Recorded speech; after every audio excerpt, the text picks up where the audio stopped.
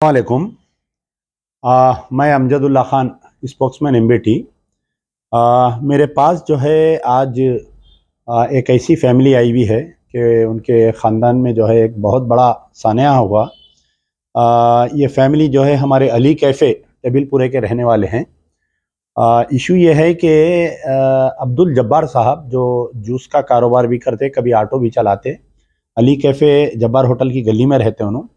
उनका एक जवां साल लड़का अब्दुल राशिद 17 साल का, ये लड़का जो है कई दिन से उनके वालिद जॉब पर नहीं जा रहे थे। तो अब्दुल जब्बार साहब को एक्चुअली 2 बेटे, 1 बेटी है उनको, और 2 बेटों में जो है ये बच्चा 17 साल का है। एक दूसरा लड़का जो है बहुत छोटा है, वो 3 साल का लड़का है वो। तो अब्दुल राशिद जो है कुछ काम के सिलसिले में जा रहे थे, पता नहीं कि क्या हुआ उनके साथ में। उनकी बॉडी जो है ये अपने डबीरपुरा रेलवे स्टेशन और याकुतपुरा रेलवे स्टेशन के दरमियान में उनकी बॉडी मिली। तो कल शाम में 4 बजे उनको एक्सीडेंट हुआ। तकरीबन 4.5 घंटे तक उनकी बॉडी वहीं पड़ी हुई रही। बाद में गवर्नमेंट रेलवे पुलिस जो काचीगुड़ा रेलवे स्टेशन में उसका पुलिस स्टेशन है, वहाँ पर से इनके वालिद को फ़ोन आया। फिर उनकी बहन को इत्तला करे, जब वो लोग वहाँ पर गए, जब तक रात हो गई थी, बॉडी शिफ्ट कर दिए। आज सुबह में जो है बॉडी उनके हैंडओवर हुई और दोपहर में जो है उनकी तदफीन आई।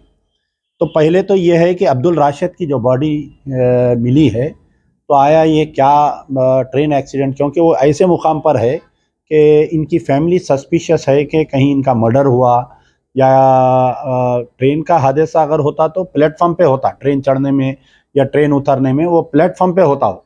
प्लेटफॉर्म से कई दूर पर किसी की बॉडी मिलना बोले तो कई सस्पिशियस एक्टिविटीज़ होते हैं। और जो सीसीटीवी कैमरास जो वो लोग देखे हैं, वो बता रहे हैं कि अब्दुल राशिद जो है कोई 4 लड़कों के साथ जा रहे थे। तो उनकी वालदा और वालिद की तो बहुत तबीयत ख़राब है, ना वो बात करने के मौक़िफ़ में है, ना कुछ है। उनके खलेरे भाई मोहम्मद आरिफ मेरे पास आए, उनके खलेरी बहन है और उनकी सगी बहन। बहरहाल इनके फैमिली में बहुत सारे प्रॉब्लम्स भी ये है कि वालिद बीमार होने के बाद से लड़की की स्टडीज़ डिसकंटिन्यू हो गई। उनकी लड़की जो है इंटर पढ़ रही थी, इंटर पास हो चुकी है। कुछ फ़ीस देने का था 17,000, वो फ़ीस नहीं देने की वजह से जो है ग्रेजुएशन में एडमिशन नहीं मिल सका। फिर वो कहीं एक रिसेप्शन का जॉब करने लगी। ये भाई रोज़ मेहनत करके घर को चला रहा था, वालिद को वालदा को देख रहा था। यानी बहुत ही अच्छा लड़का, नेक लड़का था वो। और बहन भी बहुत रो रो कर मेरे सामने पूरी दास्तान सुनाई। तो इसमें यह है कि एक तो इस केस की तहकीकात के लिए गवर्नमेंट रेलवे पुलिस के जो एसपी है हैदराबाद के, इंशाल्लाह मैं मंडे जाकर उनसे मिलूंगा, क्योंकि कल सैटरडे संडे मुलाकात नहीं हो सकती। इनकी फैमिली को लेकर जाऊंगा और इनके बहुत हालात ख़राब है। तो इनकी अगर कोई साहिब खैर हजरत इनकी मदद भी करे तो इन बेहतर होता। तो आया क्या एक्चुअली क्या हुआ, अम्मा ज़रा पूरा डिटेल बोलिए। अस्सलाम वालेकुम। ज़ोर से बोलो, अस्सलाम वालेकुम, मेरा नाम नाजिया है। ज़ोर से बोलो ना, बोलो। कल डबलपुरा रेलवे स्टेशन के पास मेरे छोटे भाई राशिद का डेथ हो गया। एक मिनट, ये भी बोलिए। कल डबलपुरा रेलवे स्टेशन मेरे भाई राशिद का डेथ हो गया। वहाँ पर हमारे को बॉडी नहीं मिली। हमारे को बॉडी कल सुबह, आज सुबह में मिली। हमारे को बॉडी तदफीन हुई वहाँ पर हमारे भाई की। हमारे घर के हालात फाइनेंशियली डिस्टर्ब रहने की तरफ से मेरे बाबा की हालत ख़राब रहने की तरफ से मेरा भाई काम पे जाता था। कल हम लोग कल फंक्शन में जाने के उसमें हमारे बाबा के साथ हम लोग आए तक उन्हें काम पे चले जाता बोला, तो हम लोग चले गए घर से। हम लोग दावत में चले गए थे। फिर हम लोग आए तक देखे तो क्या, हम लोग आए तक 5 बज गए। 6 बजे के टाइम मेरे भाई का इत्तला हमारे बाबा को मालूम हुआ कि ऐसा है, इंतकाल हो गया भाई का। इंतकाल हो गया मेरे भाई का। रेलवे ट्रैक्स पे पड़े हुआ है, बल्कि 4:30 को उसका वहाँ पर रेलवे ट्रैक्स के पास उसका डेथ हो गया। हमारे को रात में 8 बजे मालूम हुआ, हमारे बाबा को 6 बजे मालूम हुआ। हमारे को कुछ भी नहीं मालूम था। मेरा एक ही भाई था, हम दोनों ही मिलके घर चला लेते थे। हमारे वालिद साहब जो है उन्होंने भी हमारे को देख रेख करते थे। हम हमारे वालिद साहब के फाइनेंशियली डिस्टर्ब रहने से हम दोनों काम करते थे। हमारा भाई की तरफ से हमारा भाई चला गया, उसकी क्या गलती थी नहीं मालूम हमारे को। अल्लाह के पास चले गया उन्हें। हमारा भाई तो हमारे पास नहीं आ सकता। मेरे को फिर भी डाउट था दिल में, तो मैं अमजद अंकल के पास आई।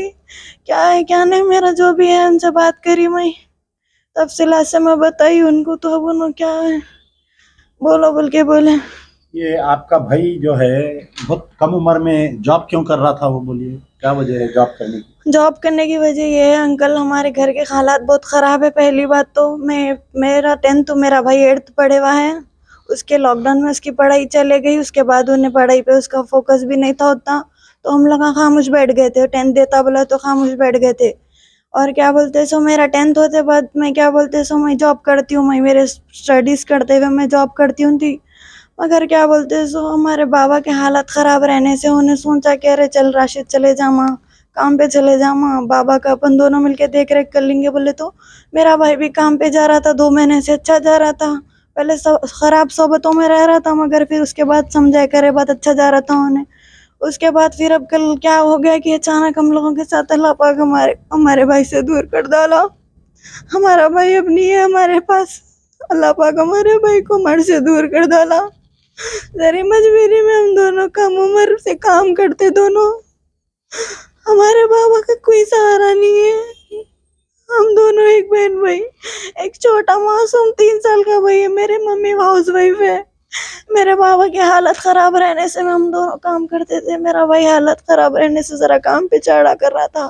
कल ऐसा हादसा हो गया, हमारा घर पूरा गमज़दा है। मेरे वालदा कुछ बोल नहीं रही, मेरे वालदा की भी हालत बहुत खराब है, मेरे वालिद साहब की भी बहुत हालत खराब है।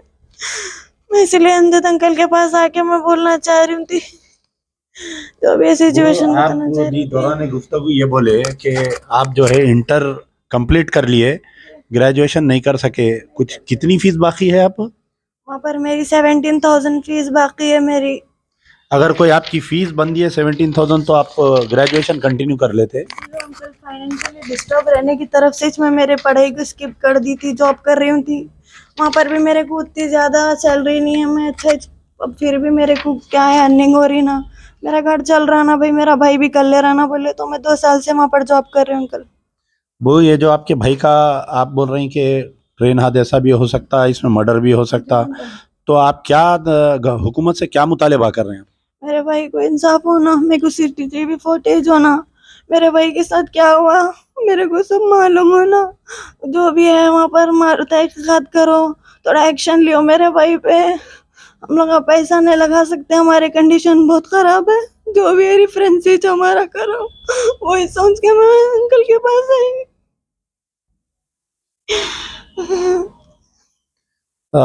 अब आपको ये इंटर की फीस भी क्लियर करना, फिर ग्रेजुएशन में भी एडमिशन लिया तो कितने होते, आप क्या करते ग्रेजुएशन में? ग्रेजुएशन में अंकल मैं बीएससी करना चाह रही हूँ अंकल, मैं मेडिकल फील्ड से करी सो हूँ, तो मैं मेरे मेडिकल तो बीएससी नर्सिंग करना चाह रहे हैं आप? क्या एक साल की फीस कितनी रहती है उसकी? नहीं अंकल उतना आइडिया नहीं है अंकल हमारे। आप मालूम करिए, इंशाल्लाह अल्लाह ताला इंतज़ाम करता। आप हिम्मत मत हारिए, क्योंकि आपका भाई एक ही भाई था एक कमाने वाला। अब आप एकदम डिप्रेशन में आ जा रहे हैं, फिर आपके ऊपर अब एकदम वालिद की ज़िम्मेदारी, वालदा की ज़िम्मेदारी, फिर आप अकेले। तो इंशाल्लाह हिम्मत रखिए, मैं आपको मदद करता हूँ। आप जो है पहले वो जो 17,000 रुपये है आपके, वो हम पेमेंट करा देंगे इंशाल्लाह, किसी को बोल के या कोई साहिब खैर ये देख रहे हैं, इनका गूगल पे नंबर है 7601086702। फिर उसके बाद में जो है आप ग्रेजुएशन में एडमिशन लीजिए, साल वेस्ट मत करिए। आप दिन में ग्रेजुएशन करते हुए शाम में जो है रिसेप्शन का जॉब भी कर ले सकते हैं, आप जो जहाँ पर भी जा रहे हैं वहाँ पर। और मजीद अगर कोई हेल्प है तो आप लोग आइए, कि आप लोग कुछ बिज़नेस करना चाह रहे हैं, क्या करना चाह रहे हैं, तो आइए इंशाल्लाह इसकी तहकीकात भी कराएंगे। बहुत है साहिब खैर लोग आपकी मदद करने के लिए, ऐसे फैमिलीज़ को ढूंढ रहे हैं लोग मदद करने के लिए। तो आज से कुछ दिन पहले भी ऐसी चेक वाक़या आया था कि 5 बहनों का एक ही भाई जो याक़ूतपुरे में उसका इंतकाल हो गया, इलेक्ट्रिक शॉक लगने से। वालिद माजूर है, वो केस में भी कई लोग मदद करने के लिए आगे आ रहे हैं, उनके पास अकाउंट नंबर नहीं है, लेकिन ये फैमिली में अकाउंट भी है, गूगल पे भी है। और खुदारा क्योंकि ऐसे हम अपील डाले, हमारी मजबूरी है कि हम गूगल पे नंबर दे रहे हैं ताकि साहिब खैर लोगों को मदद होना। लेकिन कोई कमीने हरामी लोग जो है आकर फ़ोना करके जो है उन फैमिलीज़ को डिस्टर्ब कर रहे हैं। खुदारा इस फैमिली को मत डिस्टर्ब करिए, ये बच्ची बहुत गमज़दा है। आप देखिए कि यहाँ पर मेरे ऑफिस में जो है रो रो के बच्ची बेहोश हो जा रही है यहाँ पर। एक ही भाई था, जवां साल भाई उसका गुजर गया। तो ऐसे मौके पर बदतमीजी के टेलीफोन मत करिए। जितना हो सकता है इन फैमिली को मदद करिए। हम इनके भाई की जान तो लाके नहीं दे सकते, लेकिन इनको कुछ फाइनेंशियल हम हेल्प कर सकते। कुछ एक आध कहीं इनको रहन का घर वगैरह दिलाने की कोशिश करेंगे। इनके वालिद को कोई ऑटो चलाते कहते, इनके वालिद किराए का ऑटो नहीं मिलने की वजह से जूस का काम कर रहे थे, जूस की दुकान पे कभी और जॉब कर रहे थे। बहरहाल कोई कारोबार लगा के करने की कोशिश करेंगे। तो वक्तिया जो भी है इनकी मदद करिए। इनका गूगल पे नंबर है 7601086702 इनका नंबर है। और मैं फिर से दोबारा गुजारिश करूँ कि खुदारा फेक कॉल्स और गंदे कॉल्स मत करिए इस नंबर पर। अगर आप काम ऐसे अगर कोई कर रहे हैं हरकत, तो समझिए आप अपनी आखिरत को ख़राब कर ले रही। तो रोज़े मैशर आपको इसका जवाब देना है, क्योंकि बहुत सारे कॉल्स आ रहे हैं ऐसे केसेस में। परसों भी जो है वो 5 लड़कियों का जिनका इंतकाल हुआ, उनके वालिद का मैं मदद के लिए नंबर डाला तो उनको तक फ़ोन करके लोग मजाक़ा कर रहे हैं, वो कर रहे हैं। तो खुदारा उससे गुरेज करिए। इस फैमिली को भी जहाँ तक हो सकते मदद करिए। वालदा बीमार है, वालिद बीमार है, जवां साल भाई का ट्रेन एक्सीडेंट में कल रात में इंतकाल हुआ। आज तदफीन करके कितनी मजबूरी होंगी बोलिए, आज मेरे पास ऑफिस पे आए।